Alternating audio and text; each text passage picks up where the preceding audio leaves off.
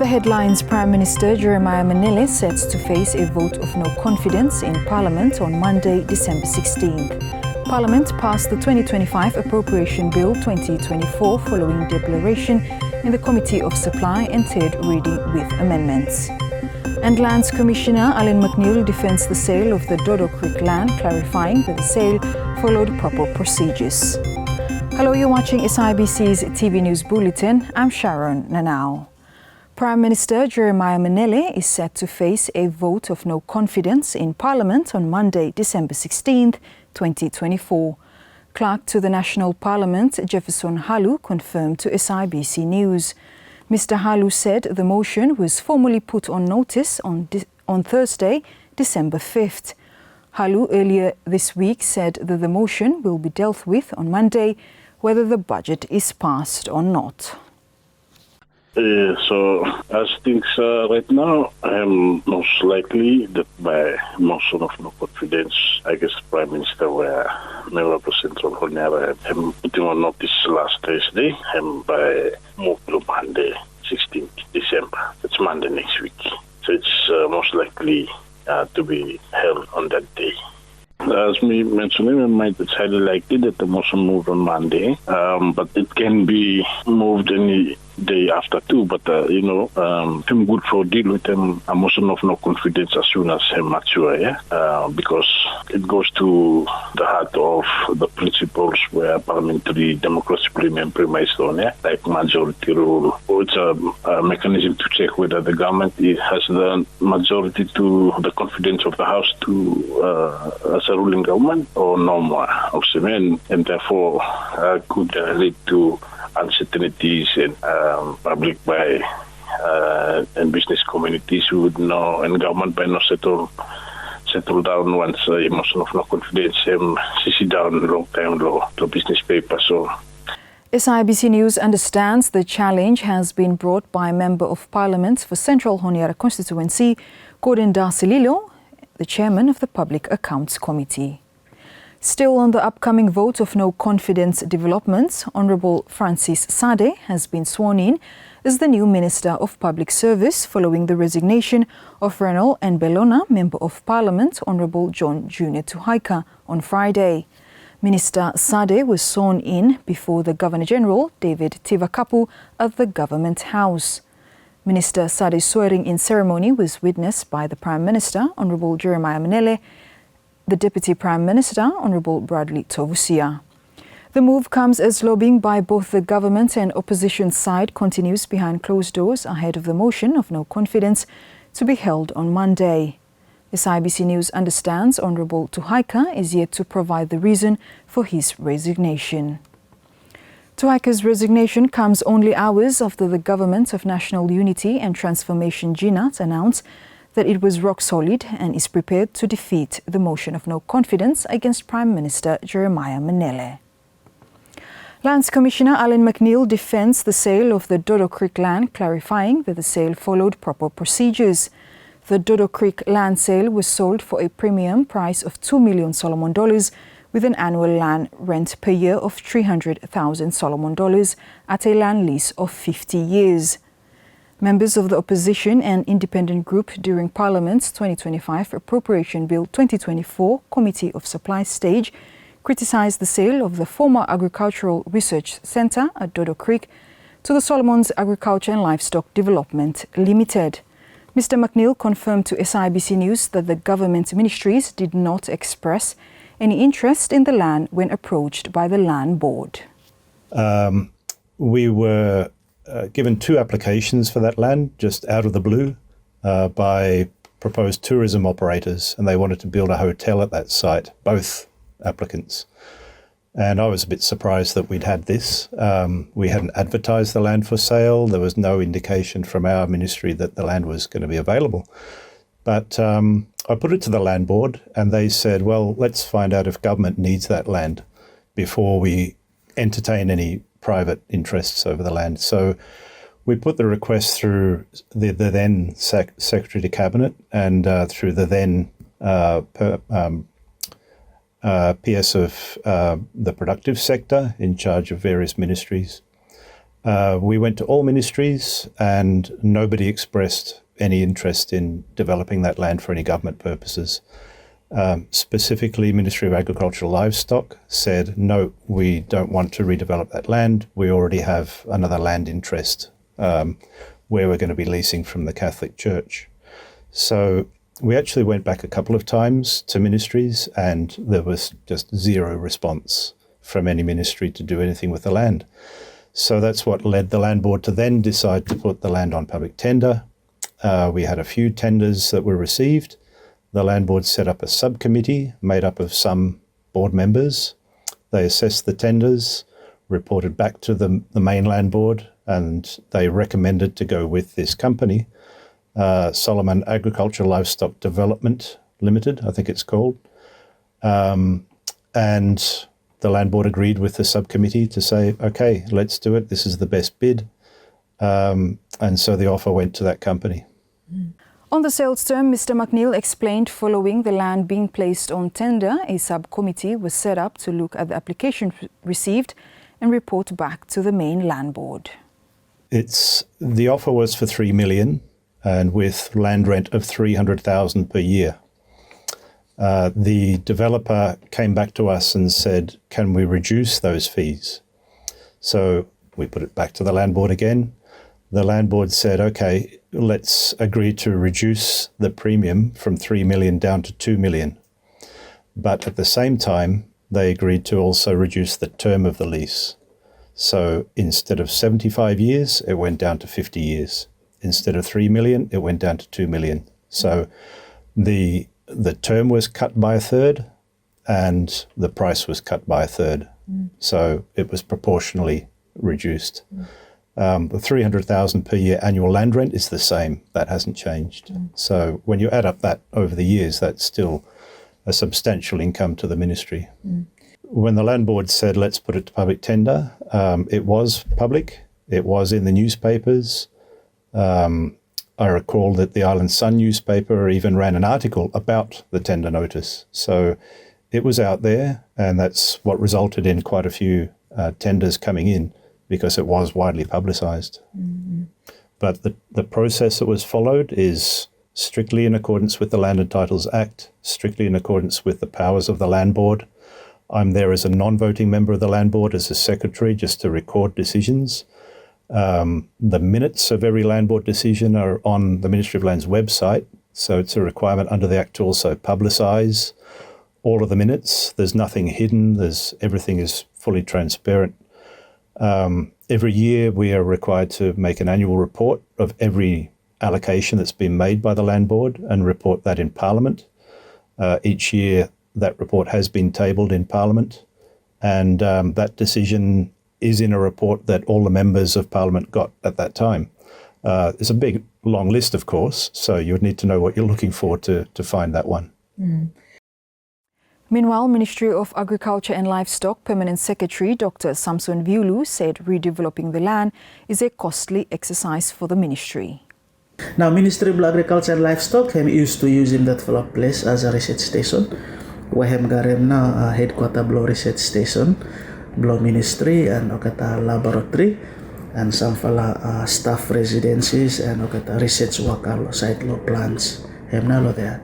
Otherwise, most of the research activities, Malhem used to do him now field experiment station, FES in short, lo Tenaru, which is him na new site blow proposed research station blow Ministry of Agriculture and Livestock.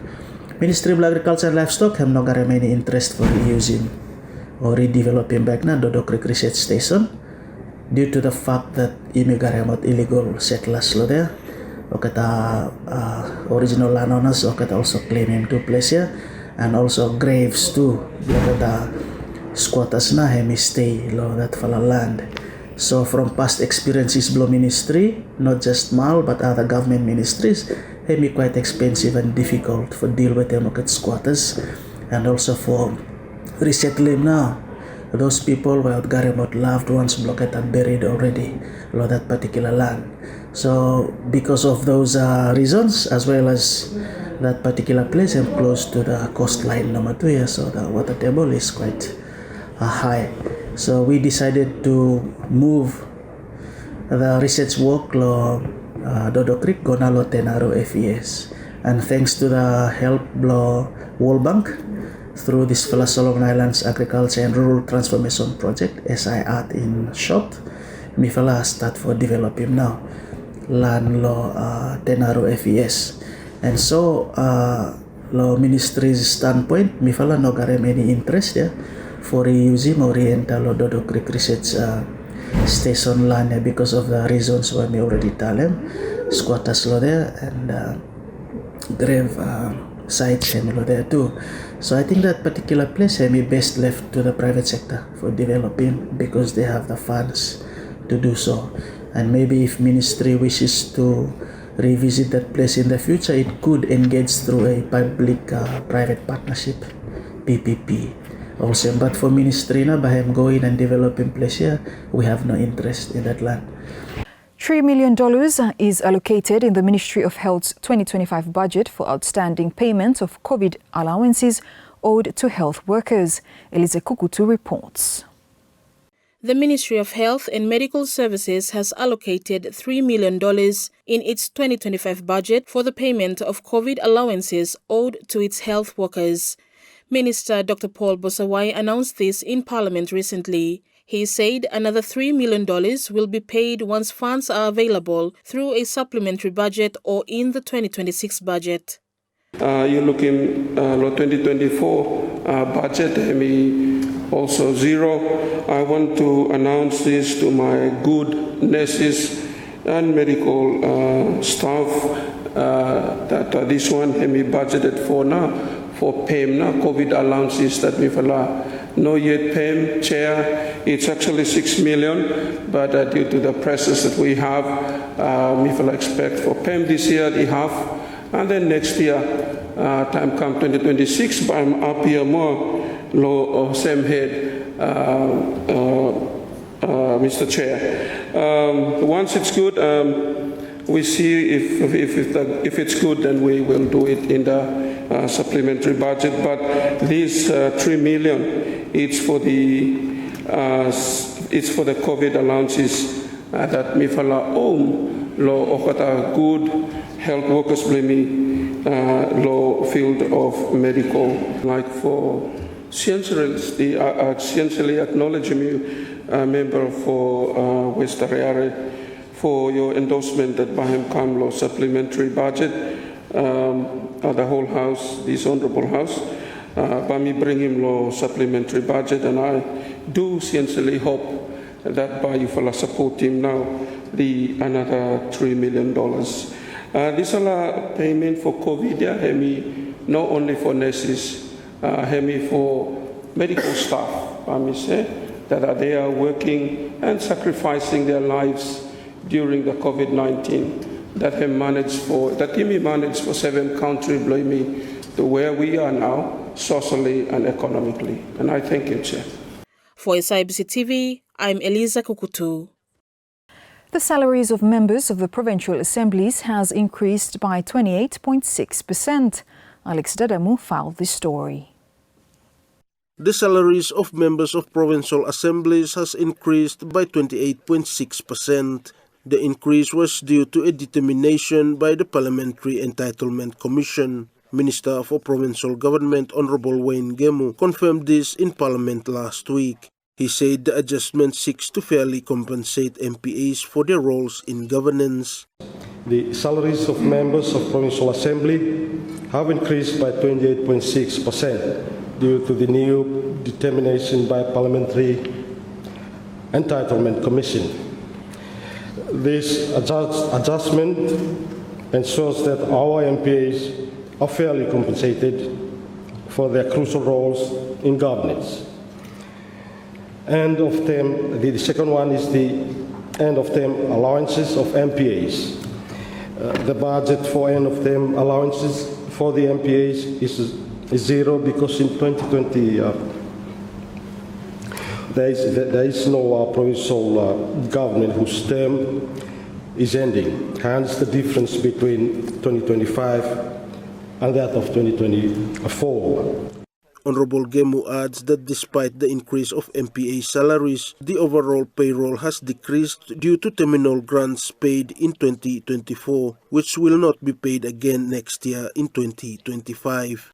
Despite the increase in MPA salaries, the overall payroll has decreased because the terminal grants paid last year will not be paid again in 2025. So this reduction reflects our commitment to fiscal responsibility and efficient resource management. Alex Dadamu for SIBC TV. 4 facilities listed to be transferred to the National Sports Council and the National Olympic Council of Solomon Islands NOCSI are yet to be handed over. Alex Dadamu with the details. 4 facilities listed to be transferred to the National Sports Council NSC and the National Olympic Council of Solomon Islands NOCSI under the 100 Days program of the national government are yet to be handed over. The facilities are the Solomon Islands Institute of Sports, SINIS, the Multipurpose Hall, the Sports Legacy House and the East End Sports Facilities. NSC Chief Executive Officer Alison Bachel confirmed to the Public Accounts Committee recently. She confirmed the transfer of 7 facilities with effect on May 1st, 2024. If I could answer in a little bit of a long-winded way, the Pacific Games Act says specifically that all non-financial assets must be distributed to NSC or NOCSI. At the current time, we've received 7 sports facilities with effect from 1st of May, and there are 4 still outstanding. So that is the SINIS, it's the multi-purpose hall, which people seem to know is the dining facility for the games. It's the Sports Legacy House, and then the West End Sports House. So those 4 facilities, I think, are the ones that are referred to in the 100 Days program, but they haven't been handed over as yet.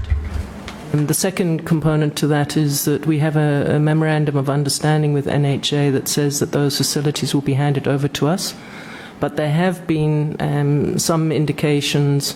I think the Honourable Prime Minister in Parliament said that the Cheng's building or the Sports Legacy House would be handed over to NOCSI. And that there have been some indications that the multipurpose hall may or may not come to NSC. So we're not sure, and we're looking forward for the chair of NSC and the chair of NHA to meet as soon as possible to finalise those issues. Alex Dadamu for SIBC TV. Now the fees for the police clearance services provided by the Royal Solomon Island Police Force are set to increase significantly from $90 to $300 next year. Alex Dadamu reports. The fees for police clearance services provided by the Royal Solomon Islands Police Force (RSIPF) are set to increase significantly from $90 to $300 next year. This announcement was made on Friday in Parliament by the Minister for Police, National Security and Correctional Services, Honourable Jimson Tanagada. The planned fee increase has faced criticism and widespread opposition from the general public, who are condemning the rise in cost for police clearance forms. Despite this, Honourable Tanagada says his ministry is set to enforce the new fees next year. Yes, you may garema police clearances that you may usually receive without fees, below Yumi, and what have been charged at the moment $90 pay clearance form, but it's been regulated that then a price will be 300 pay clearance, and we are anticipating that one by Yumi and Fosima next year, and so give us a little bit of increase based on the regulation. Thank you. Meanwhile, opposition leader Honourable Matthew Wale appealed to the police minister to reconsider the increase, highlighting that times are hard for ordinary citizens. Kayu apu moe ogat mani milek senem golo pikapole ba trouble moe. It was a little bit sore look at it. I think $100 59 minister 300 e. by medical more, every now something more. I would ask that you review that decision and keep him $100. Times are really hard. People know what $100 finding about hard to myself. Alex Dadamu for SIBC TV. A young Solomon Islander has turned her interest in hair products into a business. Andrea Mahanua with more. A young Solomon Islander has turned her interest in hair products into a business. Founder of Homemade with Love, Salawa Anilafa, began experimenting with making rosemary oil while employed under the Pacific Australia Labour Mobility Scheme in recent years. She explains sharing her homemade oils online eventually gained the interest of family and peers. Time in our side, and then time everyone go at store ask us, can maybe already looking finish or maybe this one if me go back solo, if me got the sauces and all that, but I think about me make them and then try sell them out. So time me come back kasim here, me kind of stay and then me cookie, me do him oil kind of but I think me no got him confidence for sell them out or kind of so me only sell them for family no more, and then my close friends and then like people or neighbor no more. And then as time goes on, okay, tana come back and then kind of keep on telling them review, blota feedback and and then from there na make me seleva bara him push me too for kind of maybe me should do more and kind of because time start sell story start out na. Ms. Anilafa recently established a social media page to promote her business, boosting both her marketing and sales. She acknowledges her family for supporting her business venture. Most support me and come from family family and then close friends but mainly family bara biking me up to mas in terms of what they are supporting me with them everything we do him side law get them ready everything like the whole process and everything what have been so supportive. Meanwhile, Rowena Anilafa says she is proud to see the growth of her daughter's small business. When I'm starting business, me fala supporting him no more, lo transport, lo financial no more, me no really supporting him no that one. And whatever him needing, me always there, keep supporting him no more. Well, me proud, me happy about what him doing because me look him now, how him making business, him also how me look like making more money than me too. So me very happy too much.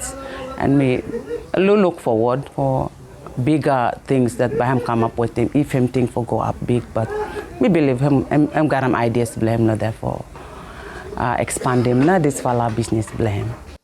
Andrea Mahanwa for SIBC TV.